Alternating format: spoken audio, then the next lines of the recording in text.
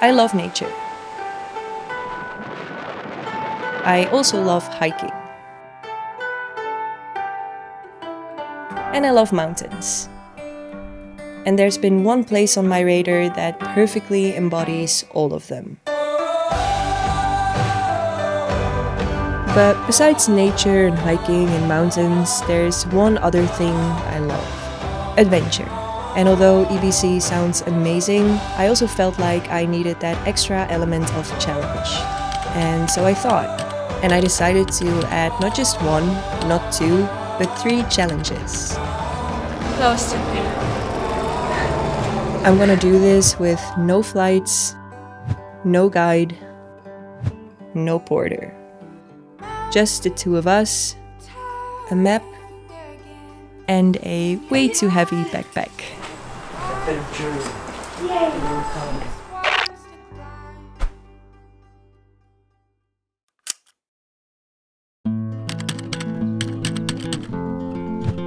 Our journey starts off with a 12-hour bus ride. Instead of the conventional flight to Lukla, we opt for the overland route, traveling from Kathmandu to a place called Phaplu. We were expecting a very uncomfortable, bumpy bus ride, but surprisingly, the challenge here wasn't in the bumpiness or the poor road conditions. No, it was the blasting music.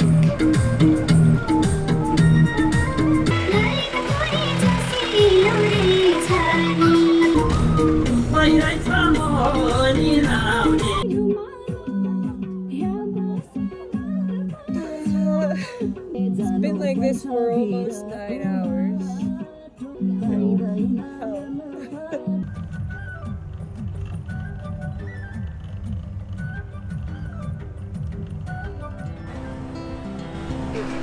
Okay, so we just made it to the starting point of our trek to Everest Base Camp. So basically this is the last place that you can go to by bus, and from here on we walk. We start walking tomorrow because it's already pretty late. So right now we just gotta find a hotel to sleep in, and yeah, I'm excited.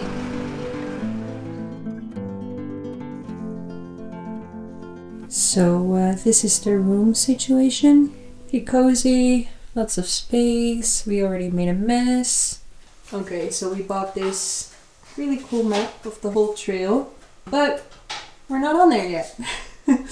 So basically this here is Lukla, which is where most people fly to, and then the trail basically starts from there. But I think we are somewhere here.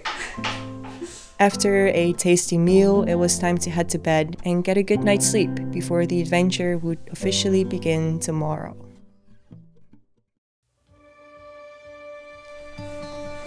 First morning! I don't feel ready for this. That's like with everything in life, you never feel ready. So inspirational! Grind, achieve, believe. Our bags look a little bit big. A little bit too big, I would say. Okay, let's do this.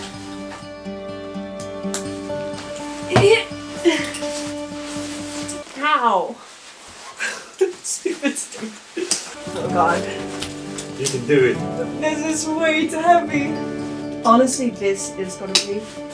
It's not gonna be the kilometers or the altitude, it's gonna be my freaking bag. Okay, we're officially on the trail. Day 1. It's Everest Base Camp, and it's raining. So today's goal is gonna be about 16 kilometers.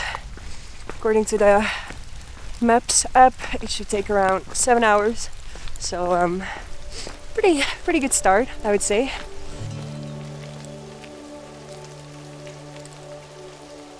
The day before we left, we met some people at our hostel, and they did the Everest Base Camp trek.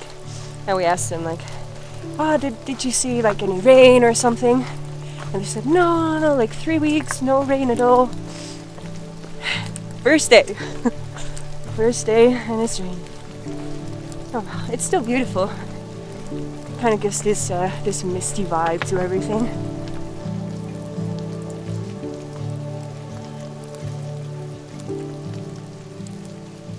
my back is already hurting. Yeah, that's gonna be a big challenge for me. But I really want to do this without guide, porter, anything. Like, that was how we kind of set out. That was the idea. So I'm gonna try my best. Okay, about 1.5 hours in, and we already went the wrong way. Mistake one, check. We were like arriving at this area, like kind of like a power plant, and we were like, this is odd. And we looked at the map and we were already completely off. That's what happens when you don't have a guide and you're just chatting and having a good time and you just don't pay attention to the map. I mean, no wonder we missed this. Look at it. Road, tiny tucked away trail. Really? This is it? Yes. Yeah, I don't think this was the way we were supposed to go. Doesn't feel like it. More and more we were starting to question the accuracy of Maps.me, since we didn't think overgrown paths and crossing farms would be part of the trail. But at this point we had little choice but to just follow it. Despite the rain and cloudiness, I felt happy and in my element. It felt so good being out there in nature, on the trail, on the way to adventure and to higher places. Oh no. I have wet feet. Yeah. It's almost 12:30 at this point, and I'm starting to crave lunch. Feeling a little bit weak. So we're gonna walk to the next village, which shouldn't be too far anymore. I think like maybe 15-20 minutes. Yeah. So basically we arrived just in time here because it's pouring right now. But luckily we found a nice place to have some warm drink, warm up a little bit, get dry a little bit, and have some food. Because I'm starving. I'm curious. Yeah. After lunch, even though it was still raining, we had to get back on the trail. But even the rain couldn't dampen our moods. I think I can get up. Oh no! Oh no! Bad idea. It slipped. I'm sorry. We ruined the whole place.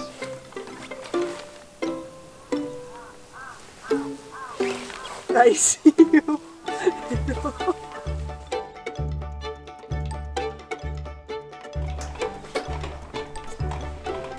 And that's how you get good luck on the trail, according to Nepalese legend. Yeah. Thankfully, the trail gradually revealed more signs and markers, making it a bit easier to navigate this place. Although it might have taken me some time to get the hang of it. So here you can see that we're right now in there, Dukhunda? That wasn't very smooth. So we're in Dukhunda Lake right now. We're over there, 2,825 meters, and we're gonna go to, where are we gonna go? No, we're not at Dukhunda. Day one was a long one, hiking until dusk. That might be it. That might be Nuntala. But it was also a fulfilling one. Finally, we're here. And I was already excited for the next day on the trail.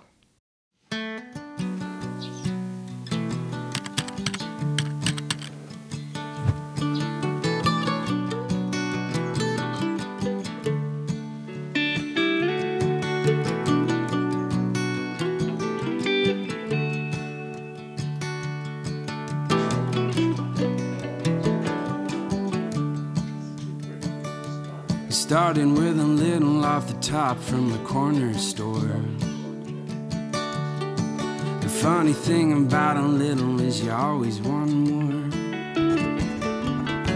You stole a nickel in my pocket and I'm gonna go far. Now I'm robbing the graves in my own backyard. Okay. Day 2 of Everest Base Camp. So we're in Nuntala right now, and the goal of today is going to be to get to a place called Karikola. Should take about 4 to 5 hours. So we're gonna start with a bit of a decline, and then the final stretch is gonna be, I think, like a 400-meter incline again. And the sun is shining today, and it feels good. No rain. With the sun out, the vibe changed completely compared to yesterday. And everything felt bright, cheerful, and happy. And so we walked. And walked. And walked some more. Namaste. Namaste. Rasta Karikola? Karikola, yeah. Paying close attention to the map, of course. Okay, so today the goal is to get to Karikola, but also to not get distracted, keep an eye on the map, and not take any wrong turns. That would be great. Although sometimes they didn't exactly make it easy for us. I know exactly what this all means. So I think these little red dots, they kind of indicate the trail, like the marks for the trail, because we kind of find them everywhere. Slowly but surely we were starting to find our rhythm. Oh, that's really good. We just had lunch. Time to tackle the last 2 hours of today. And of course, the minute we start walking again, it starts raining. Okay, so it's time to put back on the rain covers because it is starting to rain heavier again. Yay!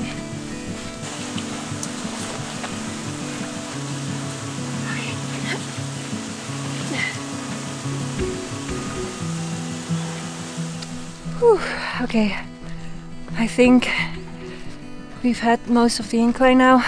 That were a lot of stairs, but I think we're kind of entering the village right now, Karikola. Almost there. And it's still very rainy and misty. Hopefully we can find a place with like a fireplace or something, just kind of warm back up. While Karikola initially gave us some creepy vibes, luckily the people soon changed that perspective. We managed to find a decent place to rest for the night, ready to face whatever tomorrow would bring.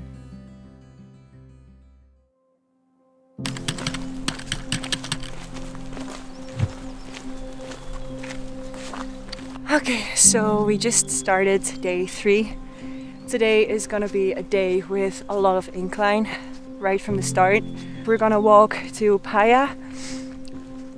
Ideally we would get to Surke, which is a few kilometers further, but I'm not sure in terms of time we can make that. Maps.me said that would take us 10 hours, so that seems a bit much. But Paya should be around 7 hours, so doable, I think. And yeah, I think it's gonna be a challenging day because we barely started, and this morning I woke up and my calves were just so sore. So we'll see how that goes. Unfortunately, the struggle would be real today. Vision is so bad right now. I can barely see like 10 meters in front of you. Oh no, that looks steep and muddy and slippery. So many stairs. I'm struggling. The drips on my face, they're not rain, they're sweat. My backpack, the weight is just killing me.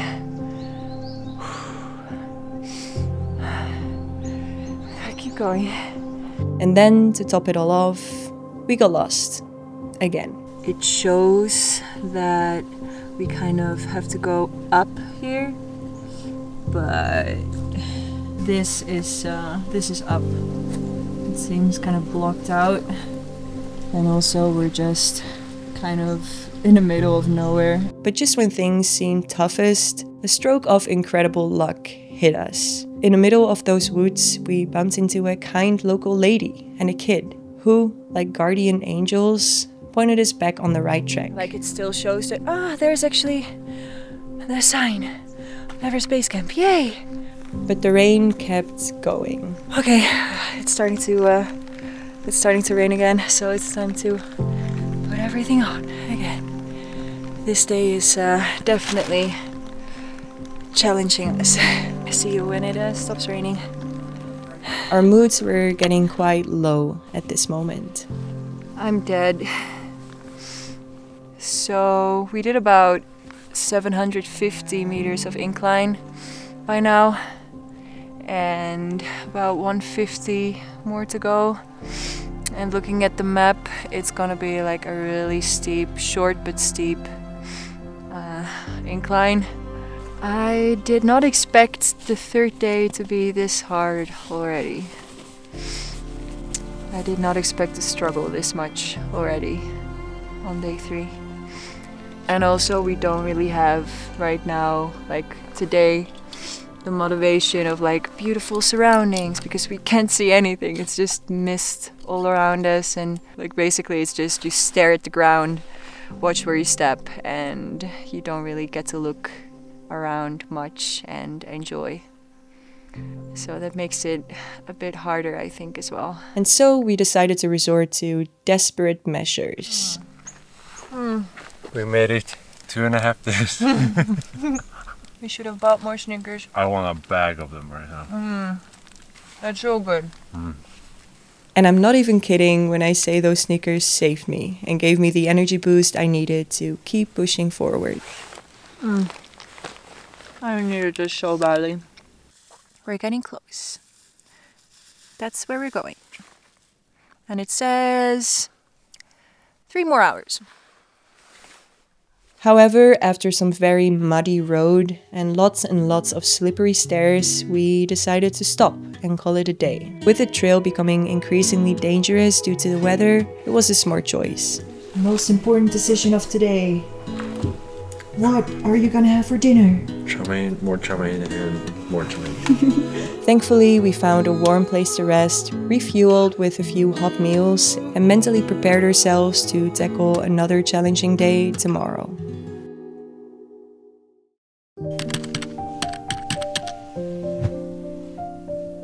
Although today we started with a relatively positive mindset, the muddy roads and bad weather weren't done with us yet. And all my energy went into simply putting one foot in front of the other. After a few hours of hiking, we reached Cirque, and again decided to call it an early day. Again, not nearly reaching as far as we were hoping we would get. Curled up in a tea house, I found myself scribbling a question in my journal. Why do we put ourselves through all this? The relentless rain, the muddy trails, the feeling like you might never be warm and dry again? Maybe it's about pushing your limits. Nature doesn't adjust or care about your plans or expectations. It throws challenges your way, and it's up to you to adapt and persevere. Whatever the reason, one thing was clear. The answer wouldn't come from sitting here in this tea house. It would come from putting our shoes back on tomorrow and facing whatever challenges awaited us next on the trail.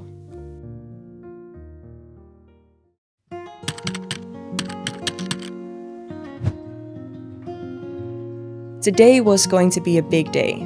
Since we'd fallen behind schedule, we had some catching up to do, and we needed to reach the village of Phaplu to get back on track. However, despite the big distance to cover, it felt like the hardest part was most likely behind us. Sun! Reaching Phaplu wasn't just about ticking off another place on the map. It would also mean the end of this first chapter, as it is where we would officially rejoin the main EBC trail. Was that a good pose? No, What am I supposed to do? go home. Just follow the red dots. Red dot. Red dot. Still on the right track. Another one. Red dot and a little heart. Good luck. Yeah, I think we're gonna need that. I mean, we're tired every day, but we are every day going forward. That's true. We're kind of doing it. Here we are. Good job, bro. Me too, man. I am not gonna complain today about all the incline, all the stairs. Because honestly, I would take anything over what we hit yesterday. One of the best things to me about starting in Phaplu instead of flying to Lukla was the solitude. The EBC trek is one of the most popular treks in the world, and yet this part you get all to yourself. Many of the sections felt untouched, almost abandoned at times. Okay, I think we're here. I think we're in Pakting. If you can get a good price for this one, this is our place for the night.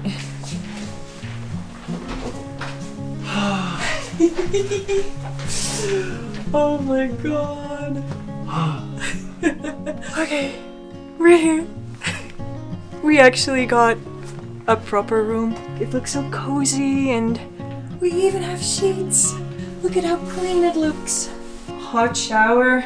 Beautiful, beautiful, beautiful Western toilet. We have toilet paper and soap. Let's see how far we got. So basically what we did is we started here in Surkey and then we walked along this trail. So we did not go to Lukla, we passed Lukla and then we walked all the way up to Pakting, which is where we are now. So basically from now on we are back on the official Everest Base Camp trail.